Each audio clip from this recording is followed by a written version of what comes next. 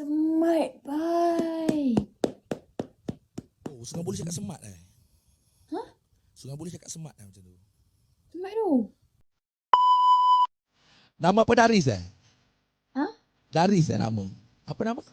Dar, Apa nama Daris je? Dar. Dar je. Dar je. Dar. Dia darling tapi dia macam... Shit. Jadi tulisan kan dia macam dar. Okey, be. Selamat malam, terima kasih adik Abeh. Allow me shout out, ada featuring sekali dengan kawan Dar daripada Sungai Buloh. Masuk tapping delacak, mari nanti kawan nak solo berpeluh. Tengok bagai lawa sungguh, tu kotak betul be. Ramah lo ni kepalsu dengan teknologi berubah orang jadi macam-macam. Nampak perempuan hakikatnya jatuh. Sebab tu saya perlukan sedikit siasat, tapi Dar tiada keraguan. Tengok jauh pun saya tahu dia perempuan. Dar aka darling. Mari dulu set kita jangan buat pening. Kita be moving, don't stop, don't let it stuck. Masuk dulu set kita jauh, mari dulu merapat.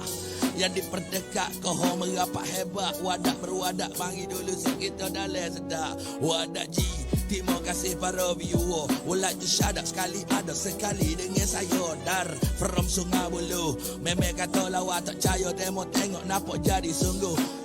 Bagi so bagi sama derasa 107 kena gerak jauh lagi set kita. Tapi berkongsi wadak dulu G. Kita beat dulu masuk berhenti. Semat, bye. Oh, Sungai boleh cakap semat Hah? Sungai boleh cakap semat macam tu. Semat tu. Lagu official angkat begini. Abang memang penyanyi Tak ada lah, saya mana nyanyi saya. Tu freestyle yang tadi tu. Gaya bebas aku lentang. Ui, semat tu. Semat ke? Semat. Serius ah? Appreciate tak? Syek lah. Baik. Macam Dar guys, dar.